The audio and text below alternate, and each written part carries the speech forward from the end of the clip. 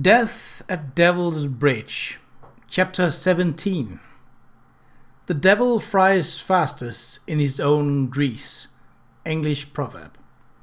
In the rose-covered gatehouse cottage, Lawrence left his bed and dressed himself in the Sabbath dark as usual to save the candle. He was not his usual self, however, having spent a tormented night in anxious tossings, so that the sheets on the bed he shared with Amelia were twisted and drenched in sweat. Lawrence had heard of the motorcar crash late in the previous evening as he sat by the kitchen fire at Bishop's Keep, waiting for Amelia, who had been helping with her ladyship's dinner party. The news had completely unnerved him, for to Lawrence there was only one explanation for the Daimler's crashing at Devil's Bridge, at the foot of the two steepest hills in the entire district. He had sat for a full half-hour watching in his mind's eye as the car flew down one hill, shot across the bridge, and ran partway up the far hill as it lost power and then began to roll backward out of control. The primitive braking system, which was less effective in reverse, would not have held it, and he could imagine the car rolling backward, gathering speed, the driver desperately trying to brake and steer backward. No, even though Lawrence should have thought of it, the report that the car was demolished and Albrecht dead came, unfortunately, as no great surprise. Lawrence had managed to get through the rest of the evening without the kitchen staff noticing that something was dreadfully amiss, but his apprehension had not escaped Amelia's notice, and once at home before their own fire, she had compelled him to tell her all. "Oh, Lawrence," she had exclaimed, her eyes gone very wide and her face white as paper. "What'll they do to you when all's found out?" She had clasped her hands and held them to her bosom as the tears began to come. "What'll become of us, Lawrence?" she had wailed. "We're as good as dead like him." Lawrence had tried his best to comfort her, holding her in his arms and kissing away the tears, but nothing had availed, and he knew that Amelia's sleep had been as tormented as his own. What should he do? What could he do? In the sleepless hours he had thought of a dozen different answers to those unanswerable questions, and had at last decided on one, not a very good one, but the only one that seemed at all workable. Perhaps, as the day went on, another, better answer would come to him. Lawrence whistled loudly as he dressed to buoy his spirits and soothe Amelia's, and went to the kitchen to eat the breakfast she had prepared for him. Hot oatcakes, with a scraping of butter, a boiled egg, kippers, marrow toast, and tea. The food tasted so much like dry hay, but he knew she had cooked it to cheer for him. He ate it to please her, who moved like a small van ghost from stove to table. He was well into it when there was a knock on the door, and to Lawrence's distressed surprise, Sir Charles entered dressed as for a photographic expedition. He was wearing a brown canvas jacket, well worn, with lumpy pockets with outlined odds and ends of camera gear, a viewfinder, a light meter, an accessory shutter.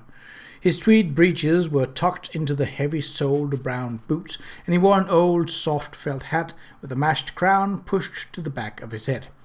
"Good morning, Amelia," Sir Charles said, and took off his hat. "Good morning, Lawrence. I'm sorry to interrupt your breakfast, but I would like a word, if you don't mind." "Good morning, Sir Charles," Amelia whispered, dropping an ungraceful curtsy. "Morning, sir," echoed Lawrence uneasily, rising. He gestured to the empty chair. "Have some tea, sir, if you please, and an oatcake."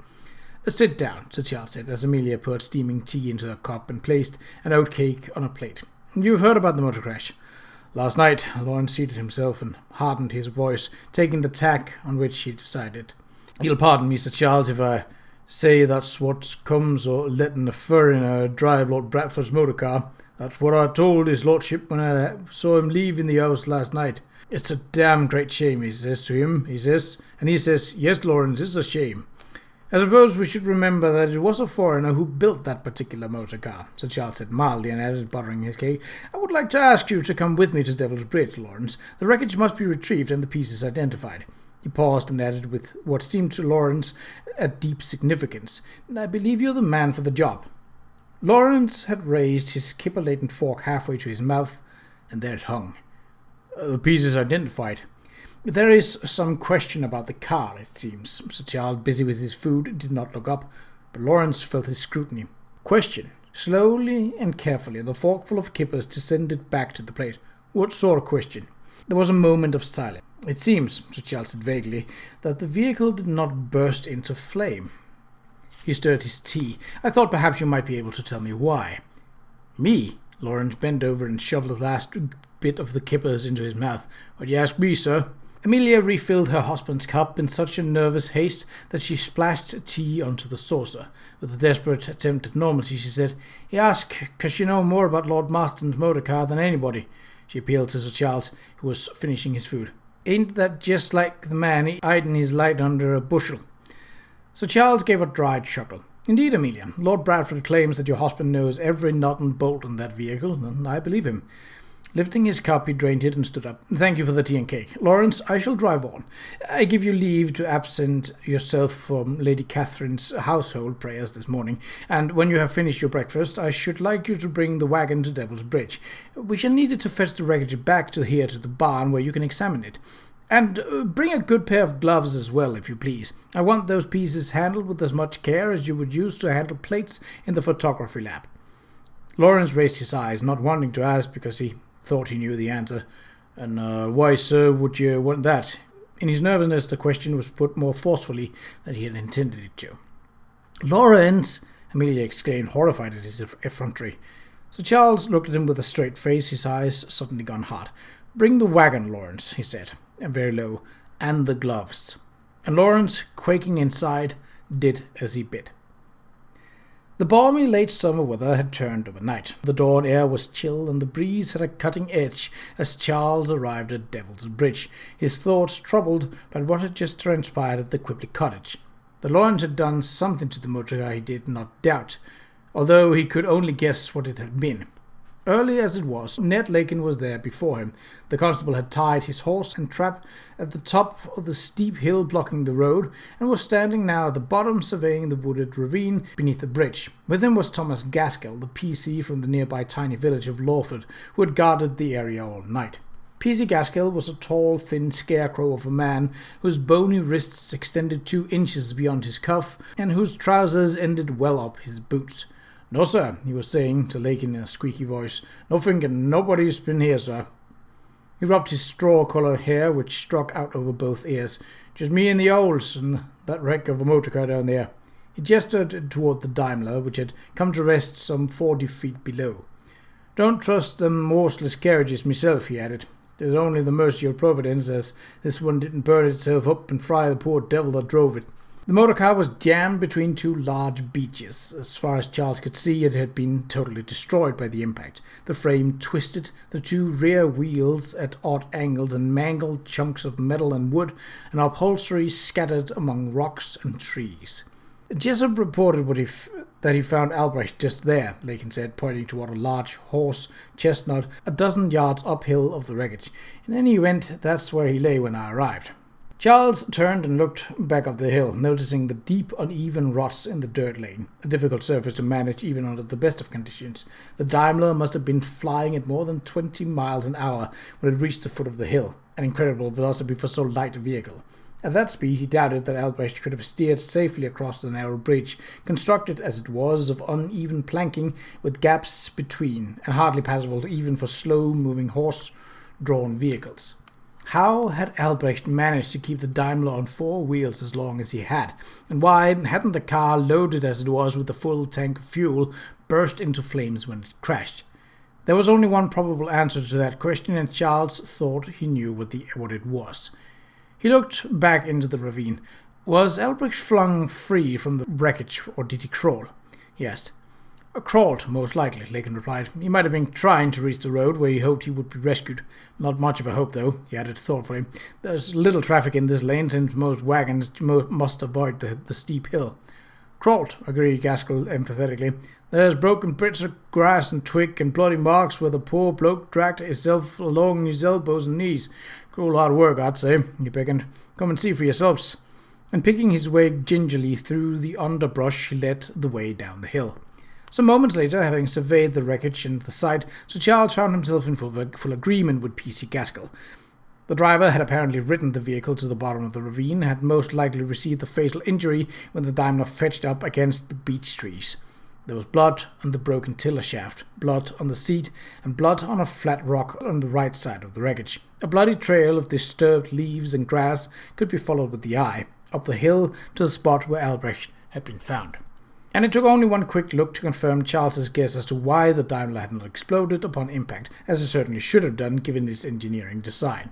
The engine had a flame-heated hot tube igniter that was known to present a dreadful fire hazard, and its surface carburetor required a highly volatile petrol which would necessarily have a very low flash point.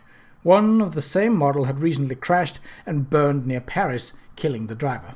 But when Charles unscrewed the metal cap to peer into the fuel tank, he discovered the reason why this one had not burned. The tank was virtually empty, even though the car had not travelled a great distance. Why? And to that mystery was quickly added another. When he turned to a close examination of the rear wheels, Charles saw that only one of the leather-covered woodblock brakes, the one on the right of the driver's side, was in place. The one on the left, the one that might have caused the car to go into the ravine, was missing. "I'll get my camera and photograph the scene," Charles said, when they stood once again. "Lawrence will be here shortly with a wagon and a team to retrieve the motor car, if Constable Gaskell would be so kind as to assist. Harry Hodgson has also agreed to come, and we will need a thorough search of the area," he added, thinking of the missing brake mechanism. "I want to be sure that all of the loose bits of the vehicle have been located, their positions marked, and the pieces properly recovered. Skid marks here that you may also wish to photograph," Lakin said, and pointed up the road, a dozen yards from the spot where the Daimler had plunged into the ravine. Charles studied the marks, reconstructing the scene in his mind. The car had come hurtling down the hill, the driver had applied the brake, and then he stopped and stared down at the ground, remembering Albrecht's words and Kate's uncannily accurate dream. The right brake had held. In the sandy dirt of the little-used lane, he could see the point at which the right rear wheel had ceased, had begun to skid, and then to turn. The left brake had failed, had slipped, Albrecht had said, and the vehicle had spun to the right. "I wonder why he pushed on the brake lever so hard," Lakin remarked. "Albrecht was an experienced driver, was he not?" Charles nodded. "I shouldn't have expected him to attempt to brake unless something walked out in front of him," said Gaskell cheerfully. "A dog or a cat like." "Or a person," Charles said. He beckoned to Lakin, and they turned to trudge up the windy hill to the spot where Lawrence should arrive. "What did you learn from Jessup, Ned?" "That he spent the day at the fete in the company of various people whom he named. I've not yet had an opportunity to confirm his claim that he was present for the balloon ascent, but if it's true, I don't see how he could have interfered with the motor car's progress. Devil's Bridge is 4 miles from Bishop's Keep. Albrecht must have crashed only 15 or 20 minutes after the chase began." Charles was of the same opinion. It would also have been difficult for Jessup to predict that Albrecht would use this lane if the other cars went round Ashton Cross. Albrecht could easily have done the same. "I don't see that Jessup, or anyone else for that matter, could have planned beforehand to intervene with this route. But I did learn something of interest from my talk with Jessup," Lakin said. "I suppose you have seen the man driving a new gig, and Agnes tells me that Mrs. Jessup has a very fine new bonnet." "The gig, yes," Charles said. "I wasn't aware of the bonnet." He smiled, making a mental note to tell Kate, who had somehow failed to notice, or at least to mention it to him. According to Jessup, the money, £30, came from Charles Rolls. "From Rolls?" Charles exclaimed in surprise. "But he had nothing to do with the old man's dying. Why would he—" He stopped. £30 was a very large sum for a poor family, a year's wages and something more. Was there more to old Jessup's apoplexy than they had known or thought? "Indeed," Lakin said thoughtfully. "Why should he? I must say, however, that I am not entirely convinced that Jessup was telling the truth. There was something about his behavior that—" This puzzled Charles even more. But what could the man gain from a lie? And if the money did not come from Rolls, where did he get it? From Bradford Marston, perhaps? It was his Daimler that Rolls had been driving on the night of the old man's death. "I don't know," Lakin confessed. "The business is a deuced puzzling." He shook his head. "But I could get nothing out of the man except his continued reiteration that the money came from Rolls's purse." Lawrence was waiting with the wagon at the top of the hill, hunched against the chilly wind, his coat collar pulled up around his ears. As Charles came toward him, he climbed down and held out an envelope sealed with a flat blob of red wax. "From Lord Bradford, sir," he said. "'Twas left at Bishop's Keep for you." Not meeting Sir Charles's eye, he gestured nervously toward the bridge. "Should I take the wagon and horses down there and get started?" Then he stopped and his mouth fell open. "Lord bless me, it crashed on this side of the bridge." Hearing this, Charles gave him a quick look. "Did you think otherwise?" "Why, Lawrence stammered. He sucked in a deep breath. "I suppose I thought, that is—" He stopped and stood without thinking. "I see," Charles said. He began to open the envelope. "I'll show you what must be done in a moment, Lawrence. I want to photograph the scene first before you begin." He scanned the letter, then read it again, more carefully, frowning. Marston Manor, Sunday, September the 27th, 1896. My dear Charles, as you know by now, my father and mother returned last night. My father and I had a fearful row, and I am returning to London. It is my understanding that the Daimler is wrecked beyond repair. I leave it to you to decide what's to be done with the remains, and since the motor car is gone, I no longer require Lawrence's services. I should be most grateful if you could help him secure another place. On the matter of that sum I owe you, be sure that I shall pay you as quickly as may be. For the next few days you may reach me at my club. Goodbye, old fellow. Do look me up when you come to London. Yours faithfully and etc., Bradford Marston. Eyebrows raised quizzically, Lake had been watching Charles as he read. What is it? Charles folded the letter. Bradford has removed to London, he said evenly. Ah, Lakin remarked. London, Lawrence exclaimed, almost involuntarily. But what about me? He stiffened smartly, remembering his place. Pardon, sir. I think we need not concern ourselves with that at the moment, Lawrence, Charles said. He turned to Lakin. If the others, Dunstable, Bateman, and that crew, are still at the inn, it might be a good idea to keep them there. Most decidedly a good idea. Lakin took out his pocket watch. They're likely still at their breakfast. If I hurry, I can reach the inn before they depart. He looked at Charles. You believe, then, that there is evidence of foul play here? There may have been foul play, Charles said. Whether we will find the evidence of it remains to be seen, but by all means, Ned, go to the inn. 5 minutes later, Charles and Lawrence, in the company of P.C. Gaskell, stood on the side of the road overlooking the scene of the crash. Blazes, Lawrence muttered. There's not much left of the poor thing. Can it be rebuilt, do you think? Charles asked. Without waiting for an answer, he knelt to open his leather camera case. Mayhap, with work, Lawrence shook his head. 'Tis as sad as seeing a fine horse lamed. P.C. Gaskell shook his head empathetically. You can repair a motor car when the wheel comes off. A horse loses his leg. There you got to shoot the beast. He cast a look at Charles, who was getting out his camera. If you don't mind me asking, Sir Charles, what's that for? I'm taking photographs which may aid in the investigation of a crime, if a crime is indeed what we have here. P.C. Gaskell regarded the camera with a sceptical look. He must have heard by now, as had even the most remote provincial policeman, that Scotland Yard photographed every criminal who came through the metropolitan jails. He may also have read in the tunes that the French Sûreté was beginning to experiment with crime scene photography. But it was not likely that P.C. Gaskell of the tiny hamlet of Lawford in the borough of Colchester, county of Essex, had ever witnessed an actual photographic documenting of a crime scene, an event that would not be common for police practice for several decades to come. Charles felt that the constable's scepticism was quite understandable, and hence exclaimed in some detail that his plan for recording the scene. He was using, as he often did for outdoor photography, a Lancaster Rover, a hand camera with a seesaw shutter, adjustable diaphragms, and a viewfinder. It held 12 unexposed plates that, at the touch of a lever, fell one after the other into position. With another lever, the exposed plate was shifted to a chamber at the back of the camera.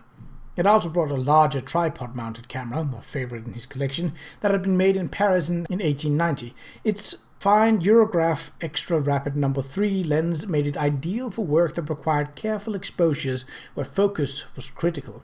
He would use the hand camera to make an overview of the scene and the tripod-mounted camera to capture details. P.C. Gaskell did not yawn, but he was scarcely impressed. "Let us hope it's not a waste of time," he remarked. Lawrence gave the man a hard look and turned to Charles, who was still kneeling beside his gear. "Do you need a hand with that work, Sir Charles?" But Charles did not hear the question. He had opened the canvas bag that had gone up with him in the balloon the day before and found the tiny crockery pot he had placed there, the pot of red-coloured grease with a sharp, peculiar odour, quite distinct.